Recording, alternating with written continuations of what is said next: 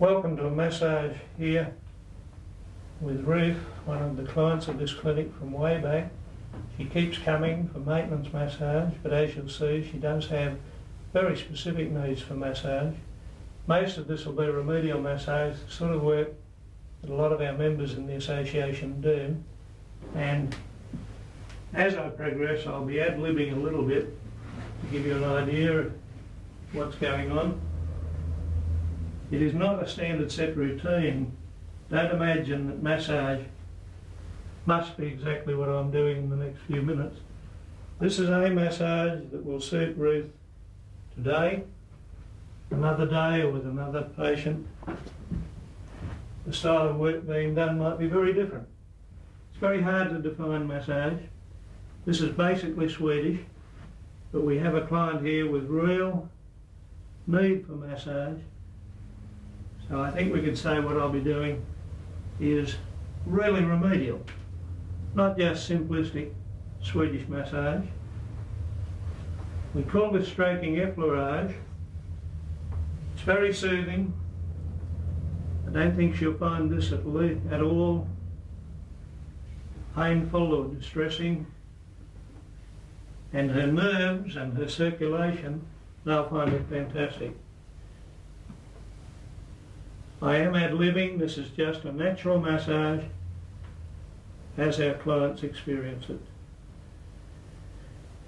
Ruth is not a footballer, but up here between the shoulders you could easily be confused. A little bit of friction to warm up the muscles here, because for some strange reason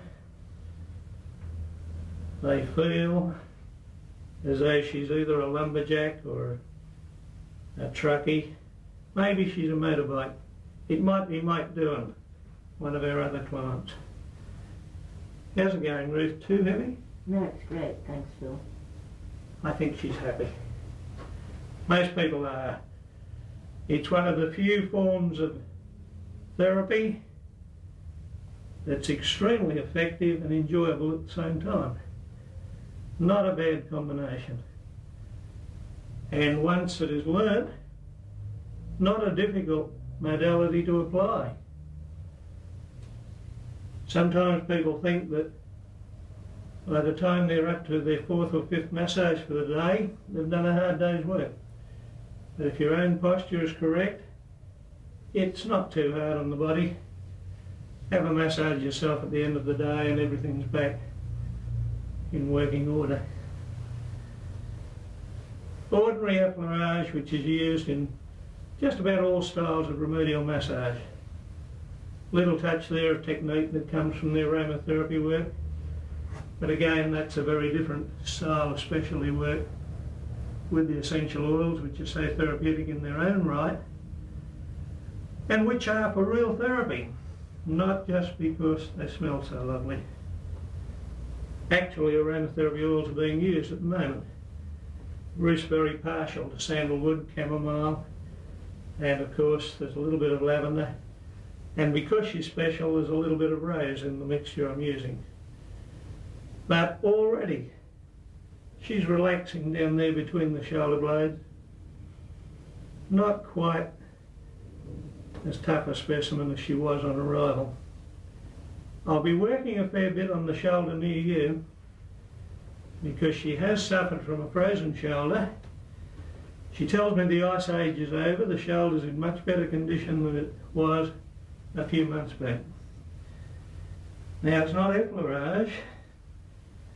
In the good old days you saw the bakers getting their dough ready like this, so of course it got nicknamed or officially labelled as kneading.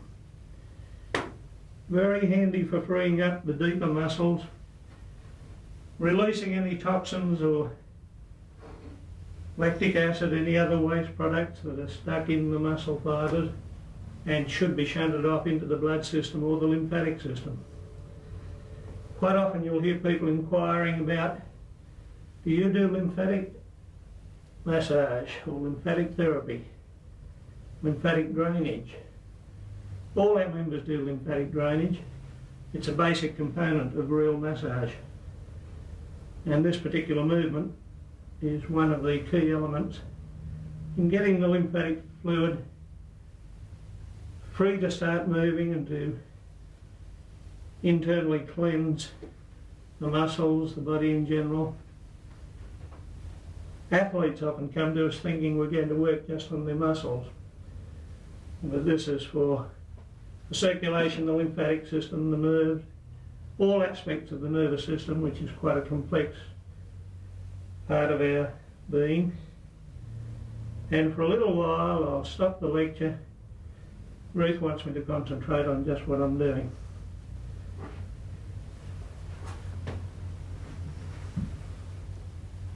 Can't stop lecturing at times. For those who are interested in learning, notice that although I've moved down closer to the table, I've positioned myself so that my back is reasonably straight. I will not be erect at the end of this massage or the next one. It's an old trap with beginners to lean over and do their work like this. And after about 10 minutes of that, unless you have a very strong back, you're in trouble. Let's do a little bit of what you see on the 707 films. By a lot of practitioners, it's not used nearly as much as it is on the typical Hollywood versions of massage, but it does have its purpose.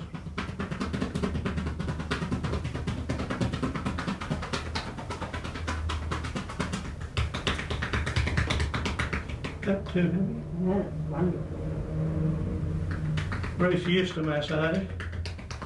If this were a first massage, I'd be a tiny bit more gentle, but she'd soon learn that although this looks ferocious, it's stimulating the nerves and helping the body feel fantastic. The only client I couldn't successfully do that with is a lady who has two rather ferocious Dobermans, and they suspect that I'm not massaging but actually pummeling their owner. They can't get used to that bit of the process and still get annoyed every time I do it.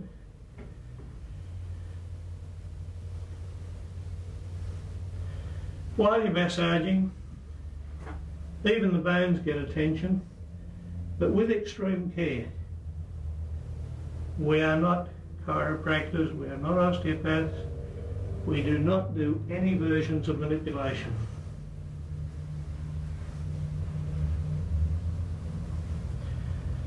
Part of the work for the shoulder is going to be a little stimulation of some trigger points here, which will help dramatically in getting her nerves to control the problem themselves. There are several trigger points. They're associated with the energy meridians, and on top of the obvious physical work that you're doing when you're massaging, you're stimulating the energy meridians,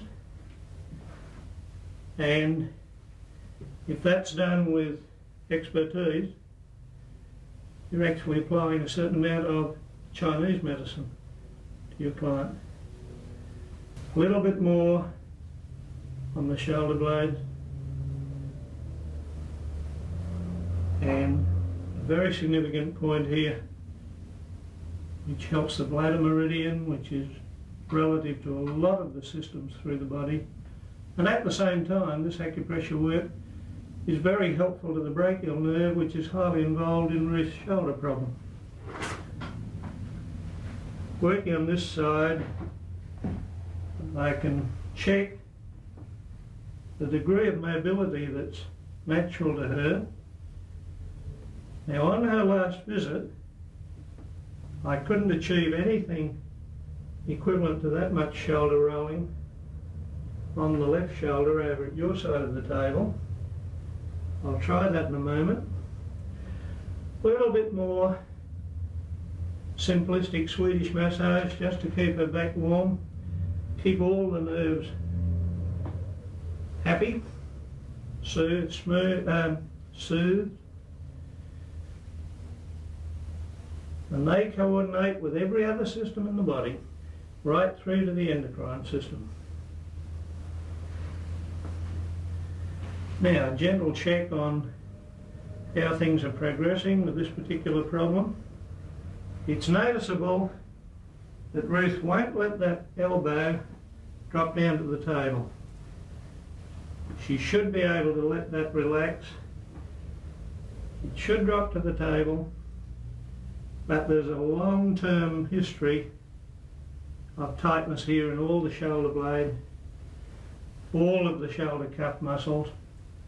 Don't forget, with 17 muscles attached to the shoulder blade, we're not talking about a simplistic joint here like a knee, but it's feeling good. She's a very keen tennis player, and I think if she wanted to switch to her left hand, it won't be long before she'd be capable of doing it. The shoulder blade is very tight on this side, so I'm using a little bit of fairly advanced remedial work, stretching the rhomboid muscles. Don't worry about all this terminology. If you're new to massaging, you don't worry about the high-tech work until later on in your training. That will be worked again when she's lying on her back. Still comfortable? Yes, thanks, Phil. They get like this, they really enjoy it. Don't we all? Try a massage, then you'll really know what I'm talking about. Just avoid going to the typical King's Cross places. They advertise massage, but try a real massage. As I said earlier, it's pleasant as well as therapeutic. There are side effects. There's a high risk of it becoming addictive. But even some of the more enlightened medical funds, wanting to attract new clients, are starting to include massage in the services that they will assist in the paying of. Just a final reminder of the department. Very necessary on some clients, stimulates the nerves, loosens up any hard, tight muscles deep under the superficial muscles, and all fits into the total pattern of what is usually a house treatment, making the entire body feel the way it should. We do nothing miraculous. We just bring the human body and mind back to where it should be.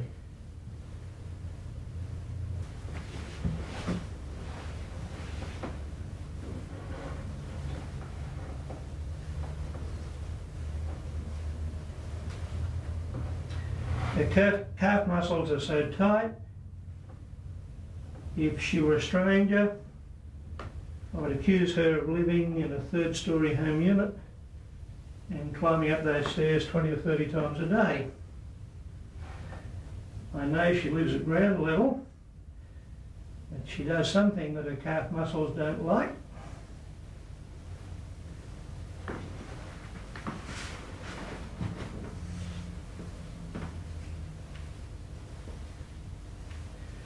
Do you like me massaging them that firmly? This feels really good.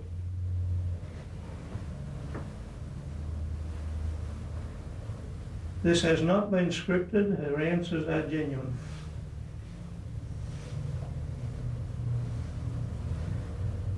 And if it weren't genuine, I wouldn't see her so regularly. Massage is rarely free. Get your friend or spouse to learn, but failing that, it is very labour intensive. But lots of people learn that it makes a difference to their quality of life. If they do have what appear to be just muscular problems, it's quite amazing what a difference massage can make. Very simplistic Swedish massage. Hamstrings here are also tight. I'll have to have a talk to her before she leaves about what terrible things she's been up to lately. But let's see what the feet will tell me, because that's where most of your reflexology clues abound. There are also reflexology areas that can be worked in the hands, the ears, but the most simplistic area is the feet, where I find it fascinating to specialise a little bit, as I am at the minute, in doing what in England is well known as metamorphic massage. I won't repeat too much of the legwork. Let's progress again to the reflexology. Many ways of doing it. If you're comfortable, it can be done in this position. Again, this foot is telling me a story. She's in very good health, which befits an enthusiastic traveller. And I think I mentioned a very keen musician.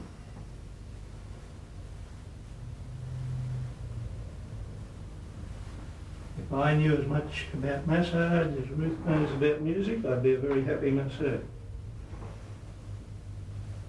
We're not playing music at the moment, but normally, with no spool to be rattled off, there would be some relaxing music playing at the same time. It's sometimes difficult to get clients to leave before the massage ends. The client is often asleep.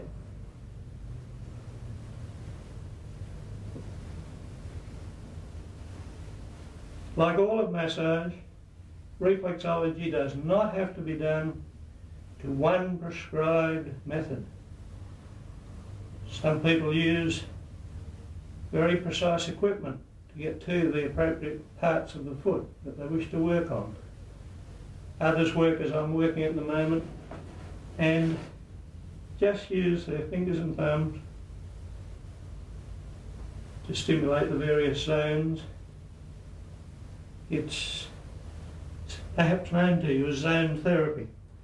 A lot of the literature is labelled as zone therapy. Remember to watch for any literature on the metamorphic massage. A very fascinating specialty of the reflexology work.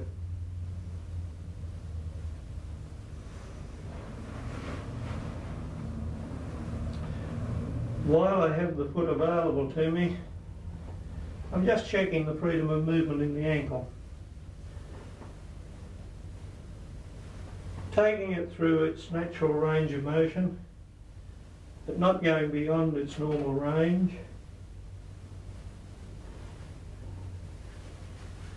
And finding that the joints involved here, the ligaments involved, everything's in good condition. If Ruth could relax these muscles a little more, she'd be superwoman. I wonder if she's already dozing off. I usually get a bite for any comments, such as the last one.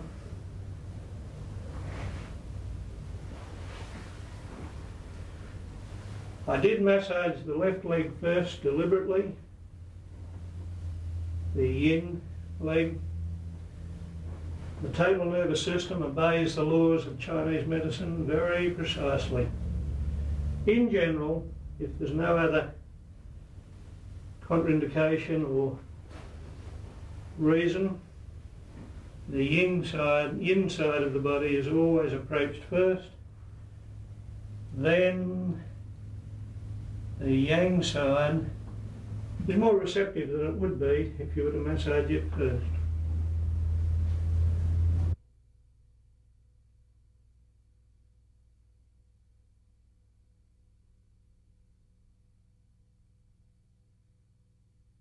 We're working on Ruth's head, doing the pressure points down the governor vessel, which affects the endocrine system. This is part of the type of massage which is used usually in aromatherapy. It's very useful for controlling the whole of the meridians. the governor vessel, as it implies, is one of the major ones, and it's only, the pressure points are only done 3 times because it is influencing the endocrine system and we don't want it overstimulated. Nearly everybody appreciates very much having their head massaged, their feet and their hands. But of course, like everything else in life, you will find exceptions. And if you do find somebody who doesn't want their head massaged, well, of course, you will go with their wishes, because massage has to be tailored to the individual. Stimulation of the scalp is very helpful, not only for making the hair grow, but also for calming all the rest of the body. The scalp is very fully supplied with many capillaries and lots of blood vessels, and is therefore an area that you can have quite a big effect on. With everything else in massage, you need to know enough to be able to identify. We're going to use an aromatherapy blend here, which is based on avocado oil and jojoba, both very good for the skin. Jojoba is from a desert plant which is able to survive in great extremes of climate. It's actually a wax and it does not go rancid, which therefore makes it a very valuable oil for use. But it's also an emollient, it keeps the skin smooth, and it works very well with avocado, which is high vitamin E and vitamin A, both very good for improving the skin. The oil is just placed on, going upwards, and for a general massage there are many ways of doing the face, and as we are only on a limited time here, I'm doing the pressure point work just generally with the palms of my hands. There are many other ways of doing this, but this is one that's quite quick to do and yet effective. We start down at the jaw and work along there. Pressure point here and held. We can do some lymphatic drainage coming down this way, clearing the channel either side of the nose from the sinus areas.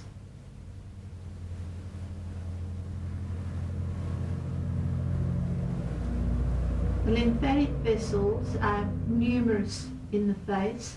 This is why the oil blend is, and the number of nerves in the face also influence this. It's only a quarter blend compared with what you would use on the body. The work that is done around the eyes must be done very gently, because the eyelids are the most fragile skin in the whole body, and of course the lower bit of the orbit, we certainly don't want to stretch the skin.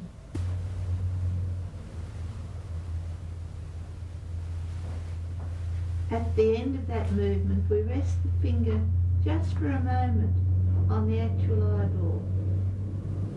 This is very useful for people who have any digestive problems, who are distressed, or who are suffering grief. Very often a person will go to sleep perhaps for the first time after they've had a very traumatic experience when you do this sort of work. This area is an area where there is a lot of lymphatic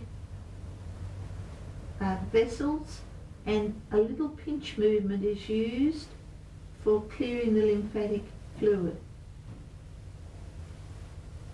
This also stimulates the eye nerves. So anyone who has any sight problem may be a little bit tender in this area, and therefore it needs to be done with great sensitivity, but the stimulation of the area will be beneficial. By putting the fingers here and doing pressure point and draining up into the preauricular node, again we're doing lymphatic drainage but also stimulating the circulation. You'll see the colour will come up And sometimes quite frail and sick people will say when they have finished their massage, I feel wonderful and I even look good. And that's good too, because we've brought the circulation up. The ears are gently squeezed, little pinch movements right around the ear and onto where it joins on and back down again.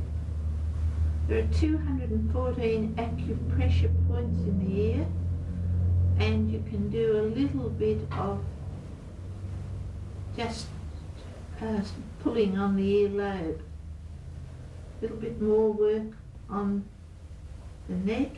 Now that is a very modified face massage, but it's quite useful as part of a full hour or so's treatment in massage.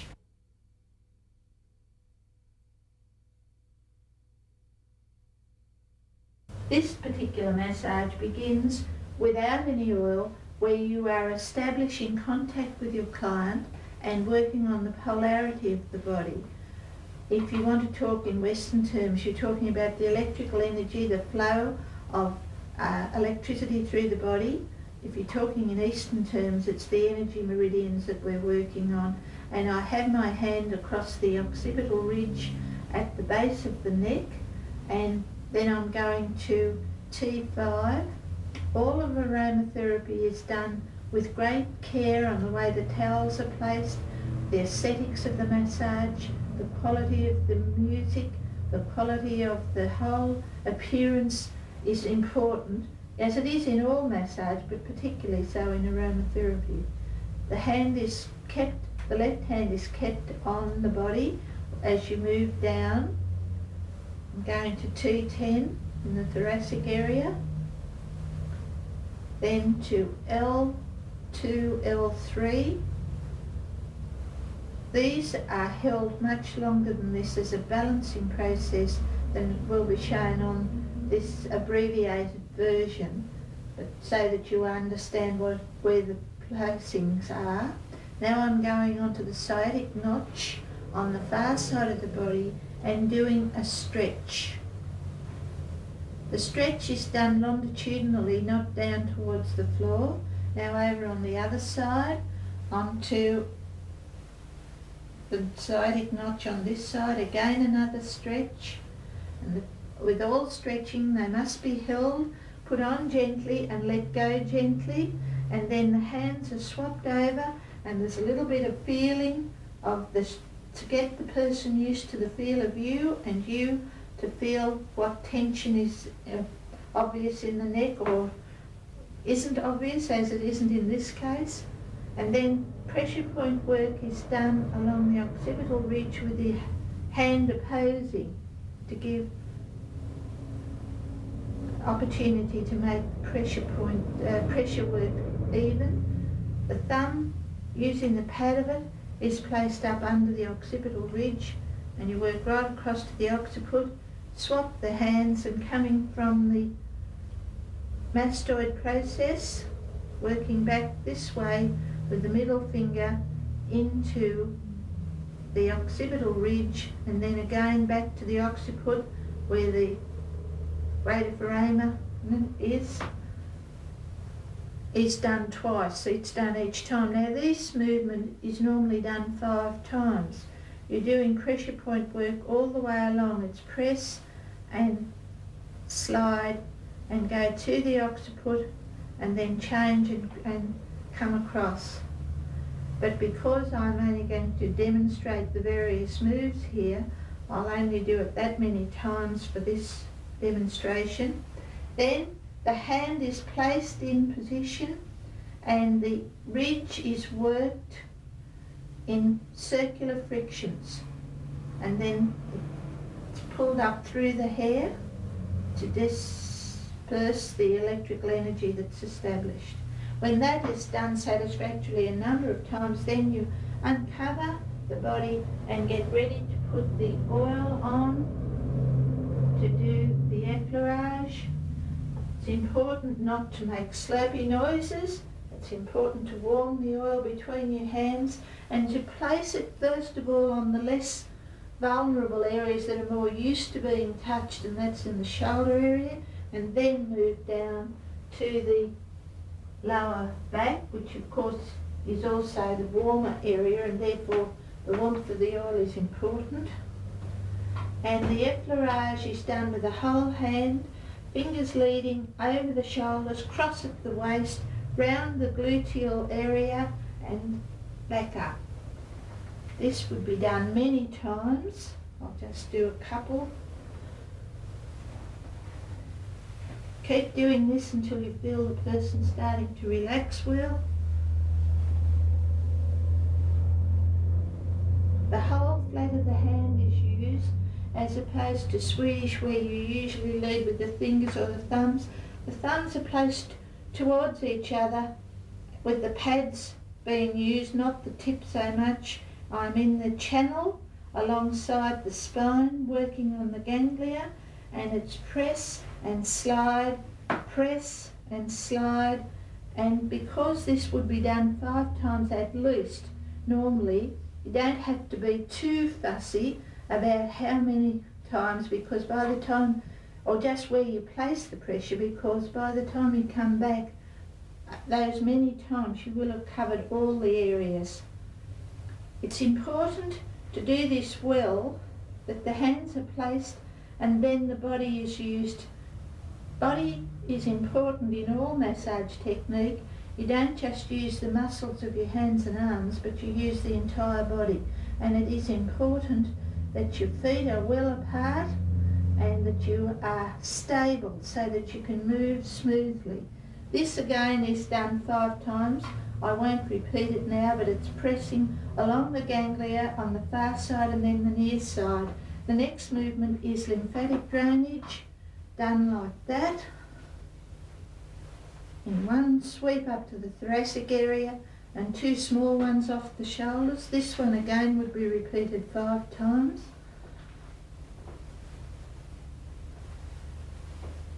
The next movement is comparable with kneading, but it's very different from the way it's done. The 2 hands are placed to each other like that, and the body, they're rolled on the body, picking the flesh up as you go along. It's important not to pinch. Most of the clients, the first time they have this done, will say, "What are you doing?"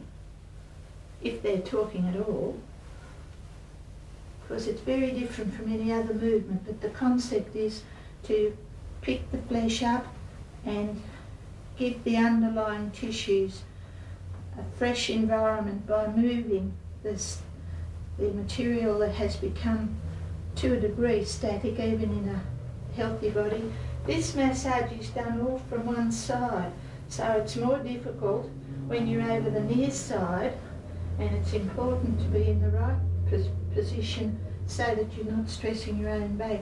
Following that, we do acupressure, which is again on the ganglia. Then turn the hands, open them and drain down to the side of the body. You go right to the table. The thumbs don't come in until the hand is off the spine. In this massage, there's only the effleurage which actually crosses the spine. All the rest of the work is done one side or the other. This side is more difficult. You have to hold the pressure, turn your hand and lead with the thumbs. It's important with this one to let your body go with it, otherwise you could get RSI in the wrists, the same as the typists do when they have their hands at the wrong angle on a keyboard. If you put too much pressure on your wrists as you're going down, you could do the same thing, and so you need to do that. Then the next step in this is to cover the shoulders and come down into the coccyx area, and here the pressure must be extremely light. It's done with the tips of the thumbs, very, very gently, 5 little shapes like fleur-de-lis, round the ilium back round, and that one again is done 5 times. Once you get up onto the iliac crests, then the pressure can be a good deal more. Now we're doing through the gluteal area. There's a pressure point there that is held first, up through the gluteals, in a fanning movement. You leading with the thumb but keeping the hand in position and going round. That one also is done 5 times. Then the pressure point to stimulate this area is used. It is just above the greater trochanter. The whole 4 fingers are used, and then the palm of the hand to soothe the area. Then you come into the sciatic notch. Again, the 4 fingers are used. Pressure point, hold it, soothe it, and then we go up to do the kidney drain. The kidney drain is done from the sacrum up and back, out and back, down and back, and that one is again repeated many times. And then the arms are done. In this case, Joanna has her arms already in the right position, so I don't have to move them. Very often clients will have their arms over the side of the table or over the front of the table. This is where you put them back alongside the body, and you put the oil on from the shoulders because you've already oiled the back, and the movement is double, 2 steps. The first one you slide right up again with the fingers leading, stretch trapezius as you go over it, and do the pressure point here, which is 2 soothe above the crease of the arm. Hold it, wrap the hand round into the elbow, into the wrist, the palm of the hand, and lean back and do a stretch. And then the second one is like an encapsulation. It's just smooth all the way with a slight stretch, and that's those 2 alternate as to do the arms. At the end of that, you then do the neuromuscular work, which is fairly similar to Swedish, but it needs to be done at the same rhythm as all the other movements that you've been doing. You don't just suddenly speed up and destroy the atmosphere you've built up with your massage, but you do whatever you feel is needed. You can do some stretching of the muscles, the spinous erecti, which in this case are fairly tight. I'm feeling that here as I'm going along, running the thumbs through and then doing some stretching, working in under the scapulae, working onto the edge of trapezius, over deltoid,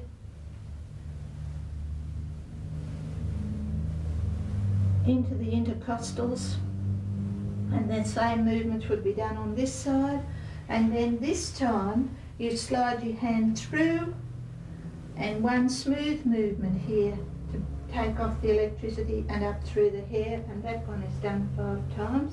And then that's the end of the back in this technique. Very carefully cover the back and keep the person warm.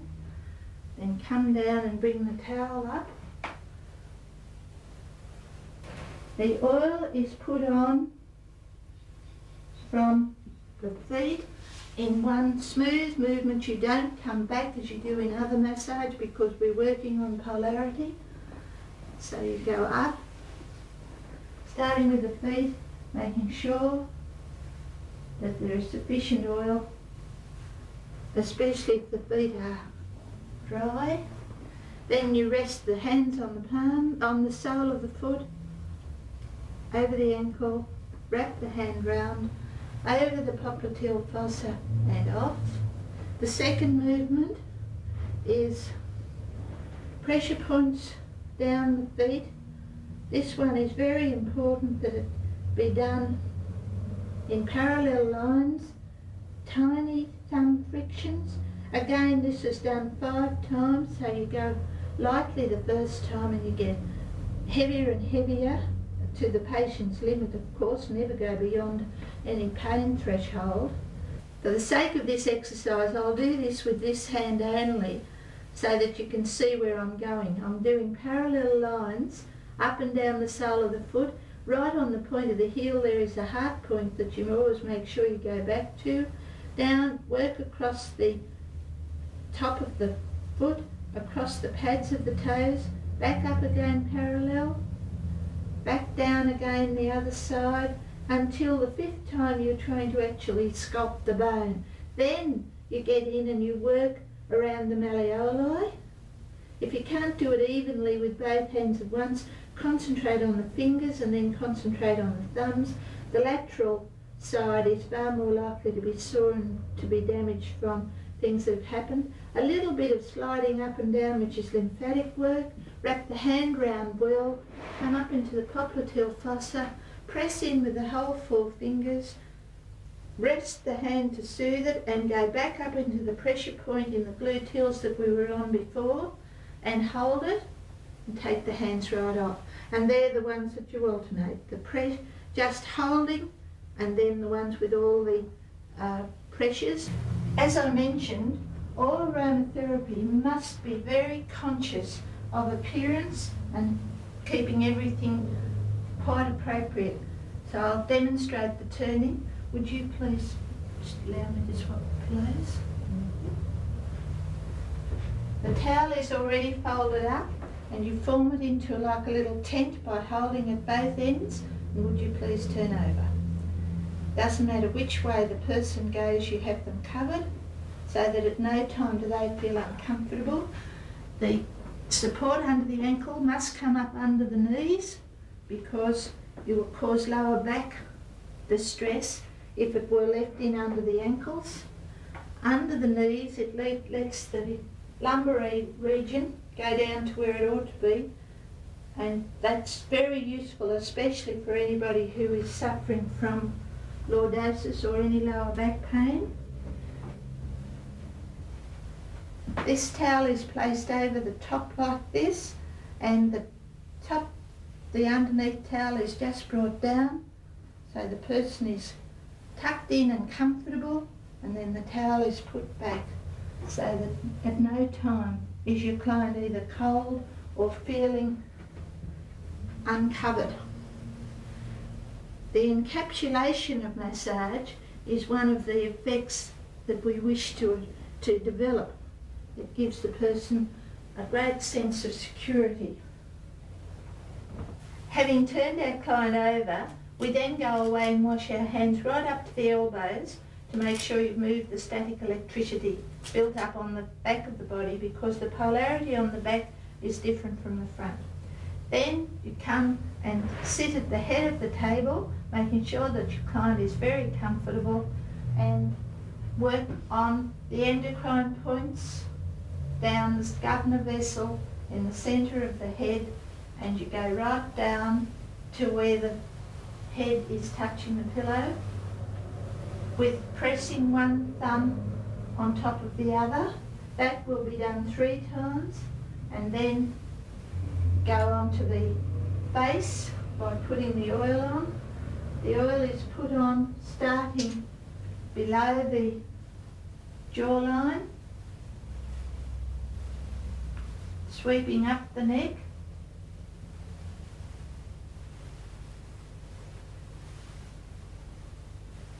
and then up over the face.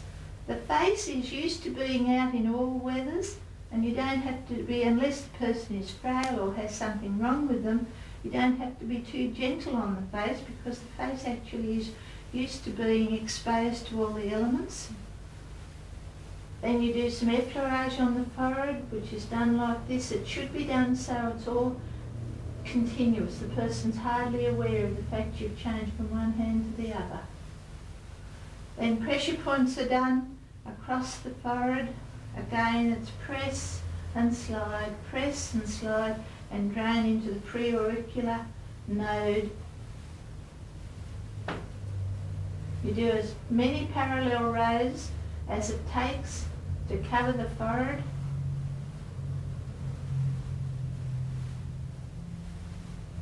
And then that's one sequence. And each one of those, that's one sequence which would be repeated 5 times. then some more effleurage, then the corrugator point is fused, pressure point, and lightly up, heavy near the nose and lighter. That gets done at least 7 times. Then you get oil on your fingertips, trying to use 2 fingers on each hand. Don't put essential oil near the eyes, you must keep it away. You press in and go round the orbit, across the eyelid,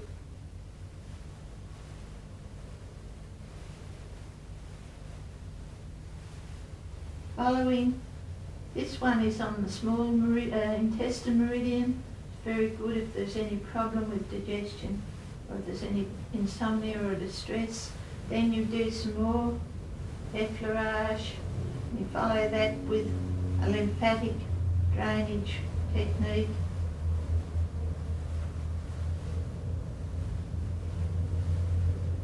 Around the orbicularis oculi, which is the actual orbit of the eye. Being very careful not to stretch that very fine skin. Then the nose is done. It starts the nares, where they join onto the face, up to the tip of the nose and back down. Again, this would be done a minimum of 5 times. Then the fingers are put in position and you do drainage back up into the preauricular node again 5 times. Then the Chinese point is done with the fingers put at 45 degrees and pressing upwards. This is very good for clearing the sinuses, but may be a little bit uncomfortable for your clients, so you need to watch very carefully what you're doing. And then that has to be held for 10 seconds. Then you put the tips of your fingers in around the zygomatic arch and drain back up onto the temple area. And that one gets done 3 times. Then the hands are placed over the mouth like this, and that is drained right up again onto the same preauricular node. Then the aura can be massaged. This one is optional, not everybody does this, but it's a quiver which is used very much by lots of native rites, include a quivering. And it's that sort of a movement. And then the hands are put down and you quiver over the face. Then the jawline is done. Fine circular frictions, trying to work right along the actual roots of the teeth, then round the ears. Give the lobes a little tug, and then you're ready to do that again would be at least 5 times. Then you do some more work on the neck, some more effleurage, just stroking up the neck with some oil. And then cross over hands and come under, lift slightly and round, lift slightly and round, and you do that one 5 times. Then you come into following the lymphatic nodes behind sternocleidoid mastoid down onto the sternum, back up the front, and you're doing right angle triangles, and that one gets done again. This is lymphatic drainage once more, at least 5 times. When you've done your 5 times, turn the hands together and pressing towards the feet, not the floor, pressing into the pressure points with the middle finger. Open the shoulders to improve the breathing, round trapezius, up the neck slightly stretched, back round, and you do that one 5 times. On the 5th one or 6th one, you come back to here, do the pressure point, lean on the deltoids and slide your hands in under the body. We're going to scoop up along the spine either side.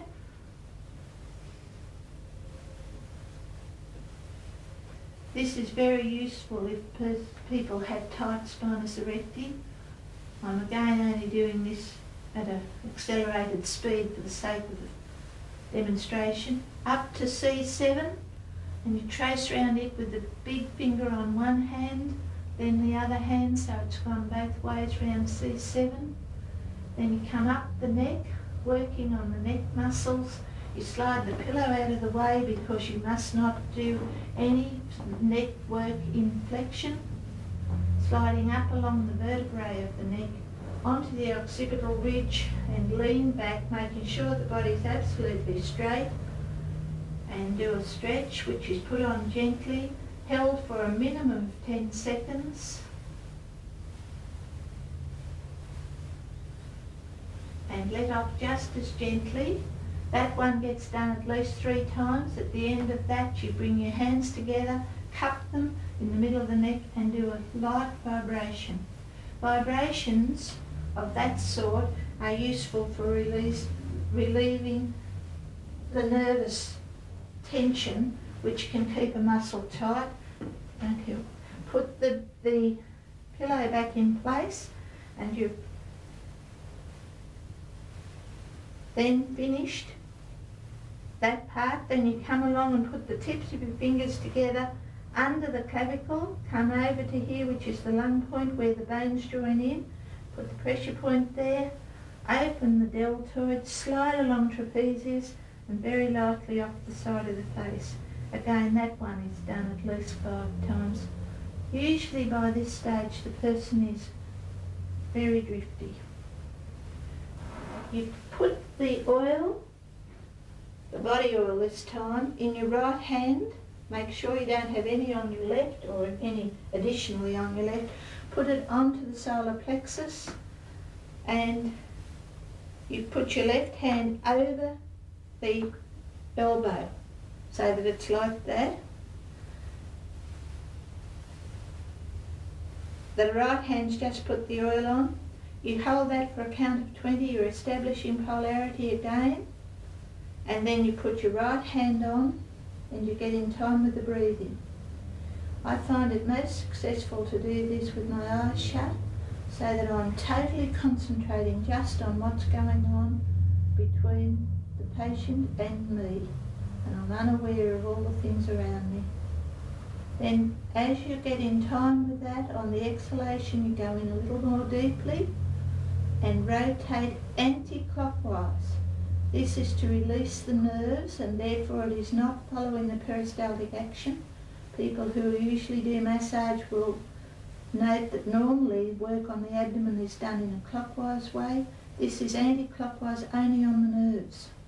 And when you get in very deeply, you do a little bit of quivering, lift the hand right off and leave the left hand still in contact for another count of 20. I'm not doing the full length of time, obviously, because of time constraints in the film. Then you go onto the abdomen, and this time you do follow the peristaltic action, and therefore it will be clockwise. Just rub the oil on.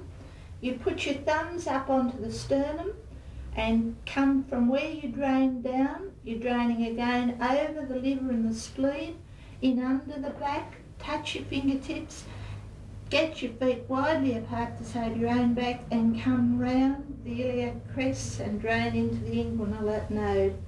So it's slide, touch the fingers and stretch and drain. Do one more. This one again gets done a minimum of 5 times. If there's any sensation or wincing, you're going over both the liver and the spleen and the end of the pancreas. You must be very, very conscious of any discomfort, and of course immediately modify your technique. Then you cover the person back up, come down to the feet, bring the towel up. Again, it will be done symmetrically, the 2 feet together. The oil gets put on.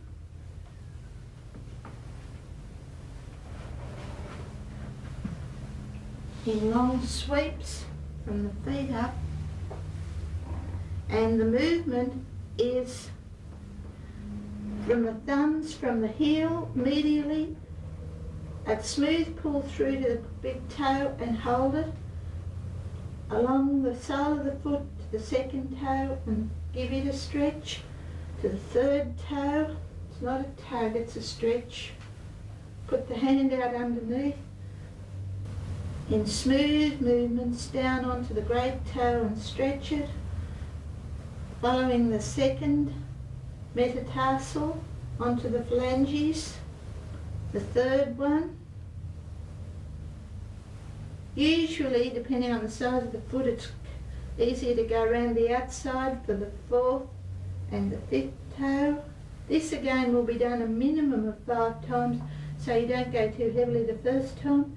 Very lightly between the metatarsals for the lymphatic drainage, which drains into the node here, which is one measure of the lymphatic system, is whether this area is soft and squelchy.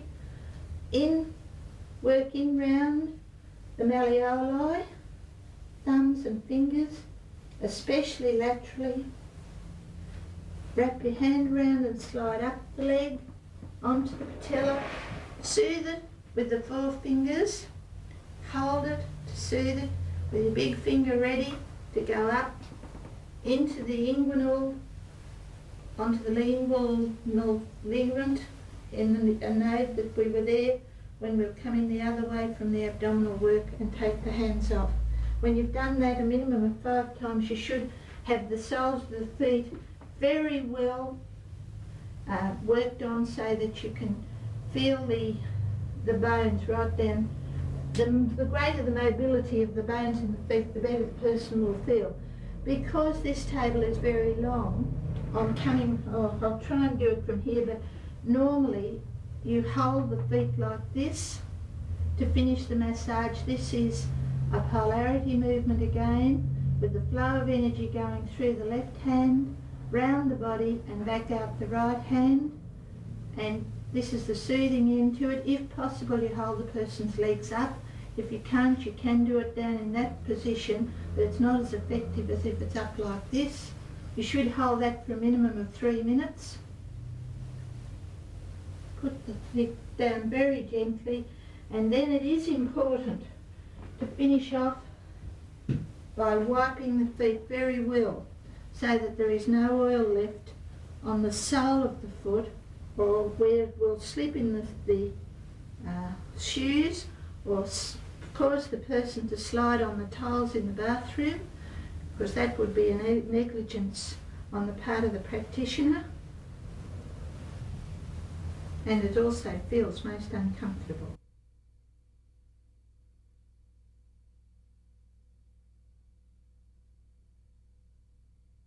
We'll go on now to the arm and shoulder, and also there'll be a little bit of hand massaging. I might do that first, to get the arm totally relaxed, get the nerves relaxed. She is definitely relaxed, but I want that relaxation to be quite true right down to the subconscious level, so that the whole mind is totally relaxed. I'm not doing a full 5 or 10 minute hand massage. I'm doing a little bit of Chinese style work on the main meridians that come through the hand. Bring the hand up a little bit, yeah, as much as you can. Yeah. Not exactly the version of Chinese massage you would learn from, say, Chang Hao at Bankstown. He's our association's leading authority on Chinese massage. But what I've just done is very effective in making the hand relaxed, comfortable, and starting the process of relaxing all the arm and shoulder muscles, and that sets the stage for those horrible neck muscles that we all complain about. They can be relaxed too.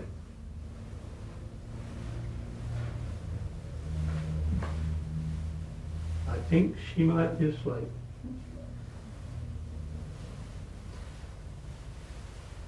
She is far too relaxed to hold her hand and arm where I was trying to put them. Therefore, I'll switch. It's the art of massage. If something is more appropriate for one client than a different technique, you immediately vary what you're doing. Make sure you do the best possible for this particular very special client, or friend or relative. Even your relatives are worth massaging, and they become friendly relatives. I said they're very relaxed. in the shoulder and arm area, a more relaxed lady than Ruth, but still, I'm sure, happy to pick up all the benefits that are possible from the arm and the hand massage. A little bit of stretching of the shoulder joint, and this goes right through to the pectoralis muscles, helps expand the rib cage, pretending that I've massaged both arms. A lovely stretch is to take those arms and stretch like that. Again, just as Roma was working, coordinating with the breathing so that they're perfectly relaxed and comfortable with what's happening. But strangely, with this lady, the right shoulder has a little bit of trouble, a little bit of stiffness in the shoulder. She has a terrible habit of nearly always sleeping on her right shoulder. So a little bit of sports medicine type styled work to free up the whole shoulder mechanism.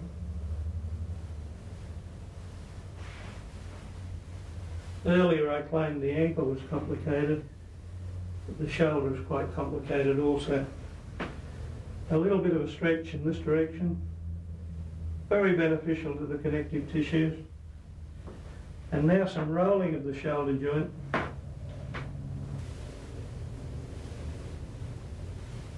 Very expressive reaction there a moment ago. I can't resist redoing that stretch, release the shoulder completely, gives the person a total sense of freedom of the shoulder, which is something that very few people in this modern lifestyle we worship in our city living. Nearly all the office workers, the computer operators, they do tend to be in bother in this area. So a little bit of work now on the neck. One of the nicest things you can do to somebody's neck is to massage the back of it like this. Quite easy. Just straight one hand after the other up the back of the neck. There are precise details, but to start with, it need only be a gentle stroke. Comfortable? Joanna seems quite happy with that. I'll do the tiniest little stretch of the back of the neck muscles, very gently. Sometimes with footballers you have to be more positive than that. The movement of Joanna's neck is very free. No need for any dramatic work there. I won't have to send her off to a friend of mine who does chiropractic work. Now there. Good chiropractors are magicians. They perform miracles. A little bit of neck stretching. Might look frightening, but each of the 7 discs that are being stretched is just getting a feel for the fact that it can be flexible and stretched. She can, if she wishes, be a centimetre taller than she thinks she is. And I can't resist going back to the gentle stroking. I'll arch the back of her thoracic spine a little now. Again, it helps make the whole body feel as great as massage should be making us feel. This is just as comfortable if somebody's totally asleep. Just with the fingers alongside the spine. Again, in coordination with the breathing. It's an arching or stretching movement you rarely do of your own accord. Feels good towards the end of the massage.